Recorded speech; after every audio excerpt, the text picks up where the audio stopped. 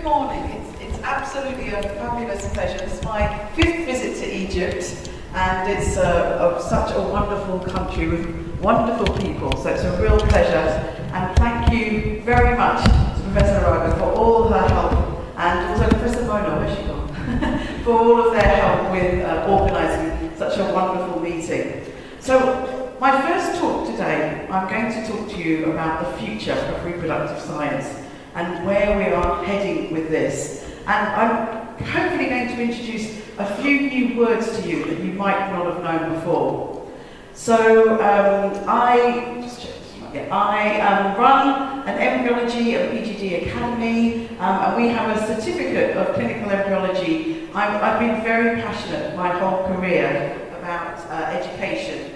So we have set up a distance learning course for embryologists. We have some leaflets here. If any of your embryologists are here, or if you want your embryologists, or even any of your nurses can do some of the modules. We have 8 modules. Professor Raga has given a talk on one of them. They're distance learning. You just look at it in your own computer, and it gives a lot of information on what people need to learn to either be a clinical embryologist or to do some other work around embryology. The first word I want to tell you about, femtech. Has anyone heard of the word femtech? No. So femtech is how women now can use digital technology to help us with our health. So I am doing a lot of work looking at fertility apps. There are about 150 fertility apps that women are using regularly. Millions of women around the world are using to monitor either just their menstrual cycle, but also their fertility. So some of them measure basal body temperature, some of them measure also LH. You put the result of your LH into it. There's all different tests that women can do and use digital technology to help them.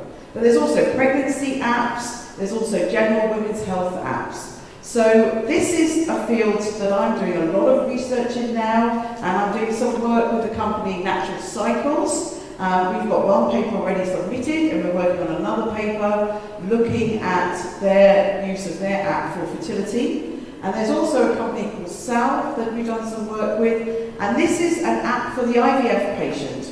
So rather than her journey being complicated with appointments and what she has to do, every day during her treatment,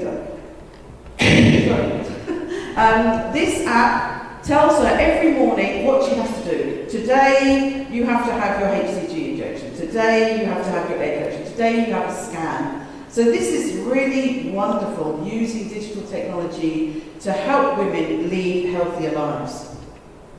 So what I'm going to talk about is reproductive science, where we are heading, and then a little bit about reproductive genetics, especially our pre-implantation genetic testing, and then the future. Is this going to be utopia or dystopia? I don't know where we're going to go, but I want to introduce some of these ideas to you. So there we have the lovely Louise Brown. We've all already seen some pictures of Raga's of the birth of Louise Brown, and she was 40 last year. She had a very busy year. I don't know if any of you saw her at any conferences. I lost count how many times she must have had her photo taken last year, and including one with me. So she had a very busy year. So what is the next 40 years going to bring in fertility treatment? I talk about the reproductive privileged. So I don't know about in Egypt, but in the UK and other countries, most of IVF is not funded. Most of IVF is private. So to be able to go through IVF, you need to have some money to do this. And we all know it's got very expensive. So these are people I call the reproductive privileged. If they have the money, then they can do all sorts of things. So I don't know if this audience knows about the Kardashians. They're a very big event in America, and they have used surrogacy for some of their children. So we have, if you have the finances, there's all sorts of ways you can use this technology to have your children. People like Janet Jackson, pregnant at 50, there's discussion of whether it's a frozen egg or whether it's an egg donor. There's lots of thoughts out there. But you need money to do this. So if you haven't got the finances, you may be childless. So this is really important information that women globally are delaying the birth of their first child. I couldn't see Egypt on here. I don't think it is. If anyone sees it, let me know. But the triangles are the data that women had their first birth in 1995. The mean year they had their first birth, age they had their first birth. And in 2015 is the blue columns, and you can see that every single country on that graph has increased the age that women have their first birth. Now, this audience absolutely understands about fertility and about the problems with fertility decline. But why are women delaying having children? Well, women now have much more of a choice, but so do men. It's not just a women's issue, it's also men. But the studies that have been done in a number of countries have found that the biggest problem for these women is not finding a partner who's ready to have children. Even couples in a relationship at 30, 35, the male partner is often not ready to start a family. But obviously now women want to get educated, have a career, travel, and lead very different lives than our parents or grandparents led. But everything here also applies to the men, and we normally need two people to make a child. So we all know about this. We all know that fertility declines and spontaneous abortions increases, and we all know that this really becomes significant around age 35. So this is some data from the Human Fertilization and Embryology Authority. These are our IVF rates, women using their own eggs, and some of this includes frozen embryos as well, so this is why 45 does have some numbers on there. But we all know that no matter how a woman tries to get pregnant, her chances really rapidly decreases with age. And if you haven't read it, please read this excellent paper by the Habama group, and they have looked at, they've done a computer simulation of 10,000 cycles. They've taken into account all the recent IVF data, and their calculations are that if you want a 90% chance of achieving your family size, if you're trying naturally and you just want one child, you can wait till 32. But if you want 3, you need to start in your early 20s. And IVF adds a few years onto that, but not significantly so. So in my second talk, I'll tell you about the Fertility Education Initiative that I set up with Adam Bailon. We're doing a lot of work in the UK to make sure that women and men understand this, because women and men in their 30s now are very much in denial. They feel brilliant, so they're thinking, my fertility is fine, I don't need to worry. And we worry that a lot of people will end up childless because they've left it too late. So, the big technique that's happening in the Western world is egg freezing. And I'm sure you know that with the advent of vitrification, this became a lot more viable, but it's only been really about 10 to 15 years that this procedure has started to take off. And it was 2012 that the American Society said that it was no longer experimental. So, is this the answer? Should our students on their graduation be given a visit to the IVF clinic to freeze their eggs, so that then they can go off and pursue their career, and when they're ready and they've found a suitable partner, they can come back and use those eggs when they were in their early 20s with a greater chance of having a family and not missing the boat? I used to be very supportive of social egg freezing.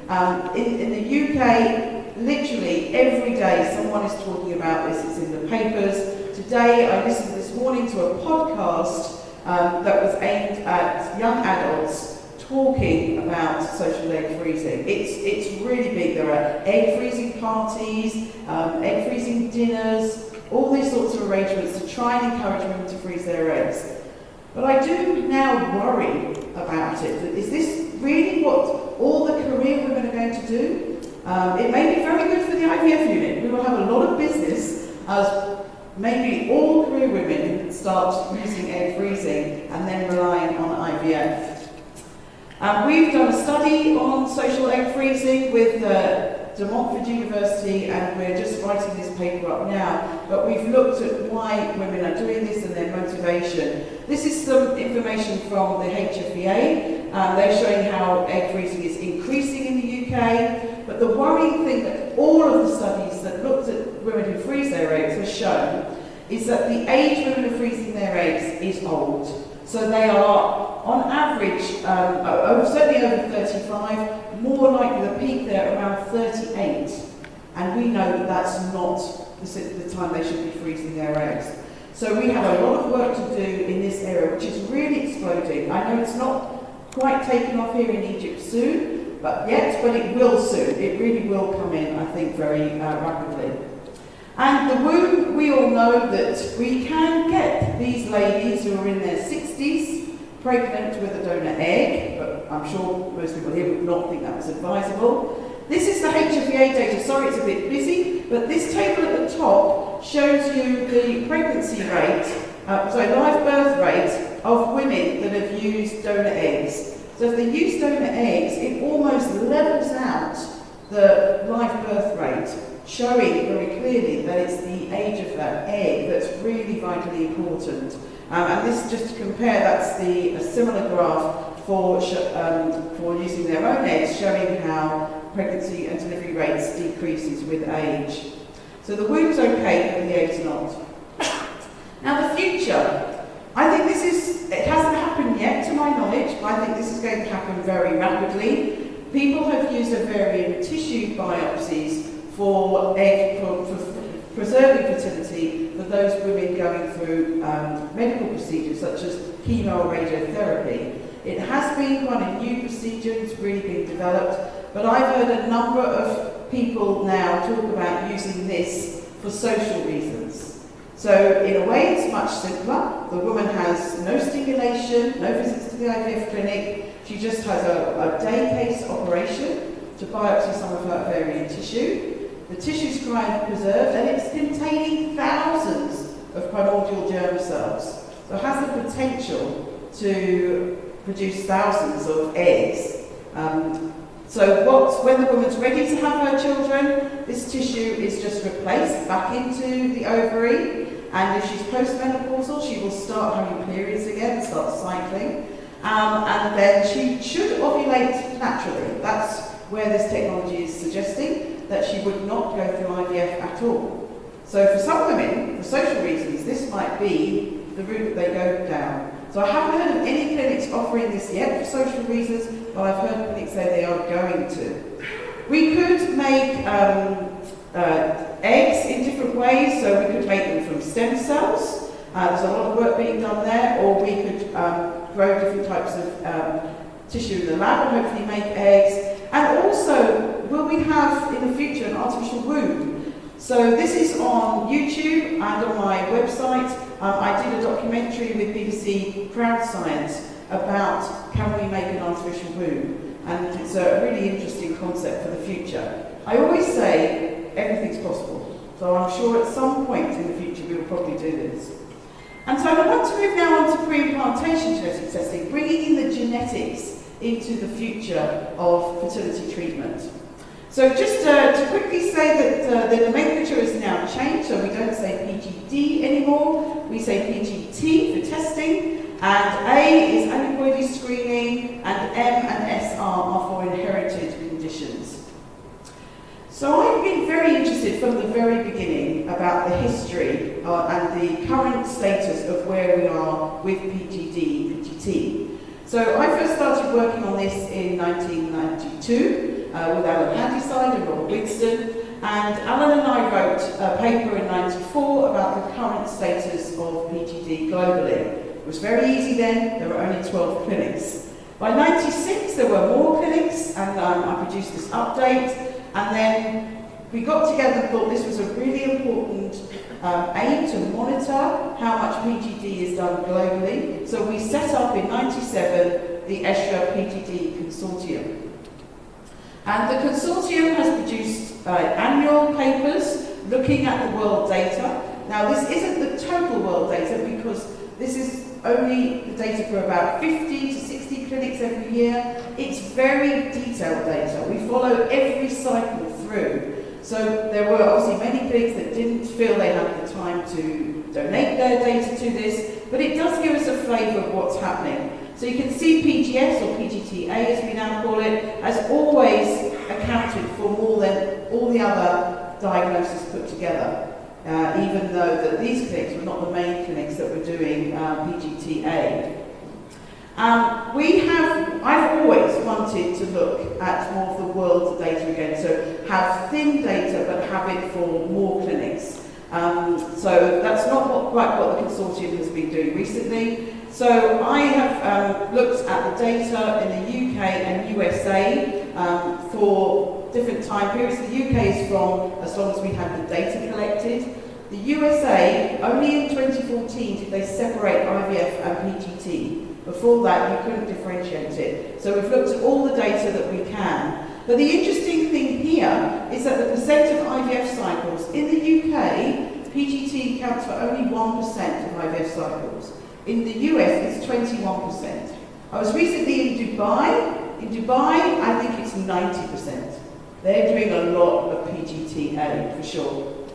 But I'm going to talk to you about PGTA in my second talk, and I'm going to talk about where I think we are with PGTA. But I now just want to concentrate on the future. PGT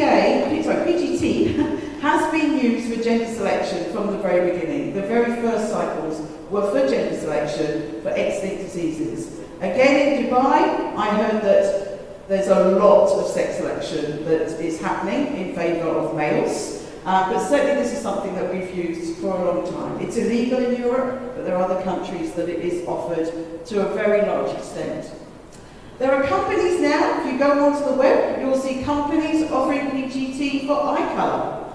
Obviously it depends on the eye colour of the parents, but they have a chart with all the different eye colours, different combinations. You can look at what potential eye colour your children have, and you can decide to go through IVF and PGT because you want to choose the eye colour for a child. And last year, Nathan Treff's company said that they are developing a test to look at low IQ in our embryos. So where is this going to take us? So I think we have an older audience here. Some of you may have seen the film Gattaca. I think it's on Netflix now. If I speak to a young audience, they will look very blankly at me. But this film's about 25 years old now. But they predicted that there would be a time when, as they say in the trailer, everyone will reproduce by PGT. I mean, it's amazing. They did. They got it right. We can do this now. We can take a few cells from an embryo and we can sequence them. And we can find out the health of that embryo and decide to only transfer the embryos that are healthy, the ones that are not at risk of certain cancers, not at risk of heart disease, diabetes, etc. And I know the genetics for some of these is more complicated, but this technology is here right now. But where's this going to take us? Will it take us that we have couples that say, oh, yes, I want a child who's going to have perfect pitch. I want a child that's going to be more athletic. There are certainly some gene combinations that can be used to predict this. So will we start using this because couples want, well, we can already do it for gender. Will they do it because they want a child with a particular characteristics? And so where is this going to take us? Will we stop having sex to reproduce? Will everyone come to our IVF clinic? But I feel these will be the reproductive and genetic privileged. So only those that have the money will be able to select their children to be the healthiest that they want them to be. And I did a documentary with Newsweek, also on YouTube, Will We Stop Having Sex? And I talked about some of these issues in that talk. But we have something else. We also have genome editing, which has now come into the IVF arena. And I was very privileged last year. We spent 20 months as part of the Nuffield Council on Bioethics group looking at genome editing, and we produced this document last year. It's freely downloadable on their website. And we had a wonderful time thinking about all the social and ethical issues around using genome editing in reproduction.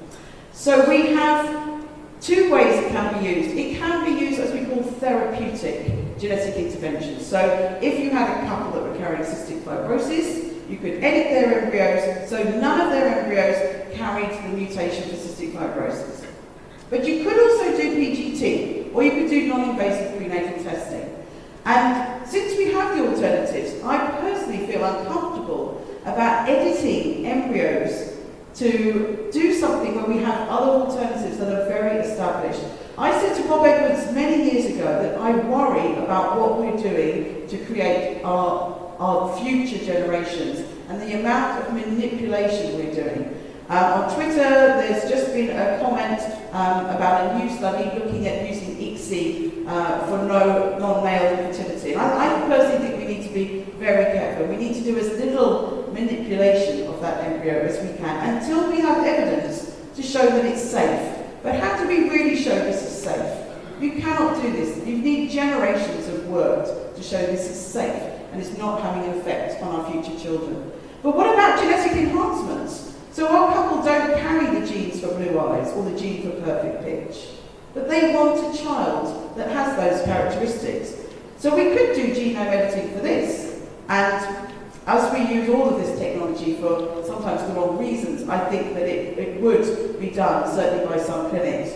And there's an American philosopher, Michael Sandel, and he said, to appreciate children as gifts is to accept them as they come, not as objects of our design, or products of our will, or instruments of our ambition. And I think we need to really think about this, about what we offer our patients, and I'll talk much more about this in my talk about IVF add-ons. We can make, not me personally, I'm not going to make, but people that have an IVF clinic are making a lot of money helping people go through infertility. And we have to decide in our own moral and ethical views of where we draw the line in that technology.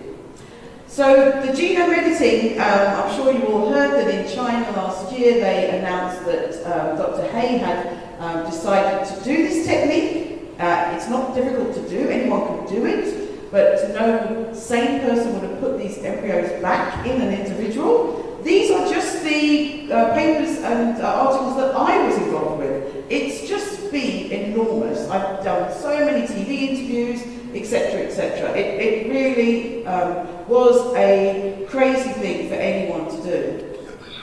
So the other two terms I want to introduce to you today.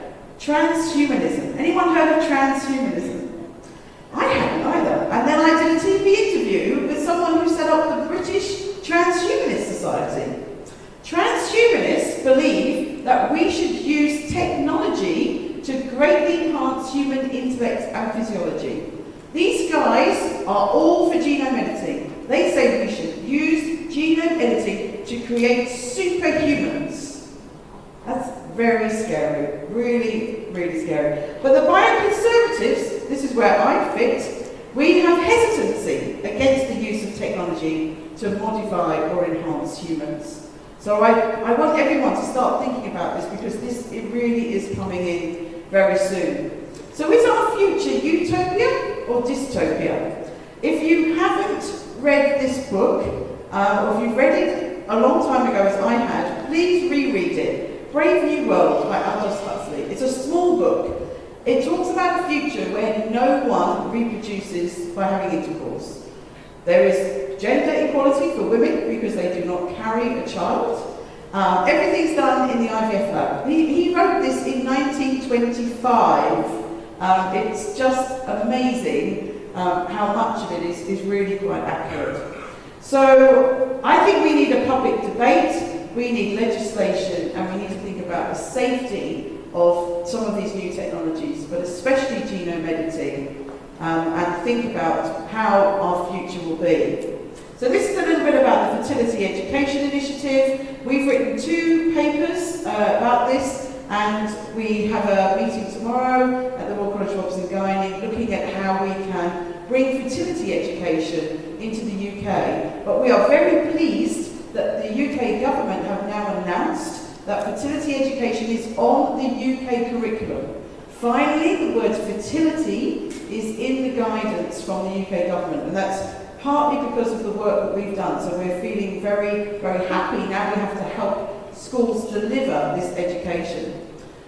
So how will we make our grandchildren? Will we use surrogacy? Elton John is with his husband, had 2 children through egg donation and surrogacy. Will everyone be freezing their eggs? Will everyone be doing PGT? Dolly the sheep there, will we just clone ourselves? There's so many things that we need to think about. But this is our future. This is what's happening now in the UK and in America, and we really need to think about it here as well. So, are we going to do more egg freezing? Are we going to do more PGT? As I said, we need public debate, we need education, but we also need the infrastructure in countries to be sure that people try to have children when they're still fertile. So we need that childcare, and we need a positive image of motherhood. These photos here are some artwork by this lady, Tina Reed. She tried to have children for many years and failed. And the child here is a mannequin. So she has lots of photos. They're called Photos I'll Never Take.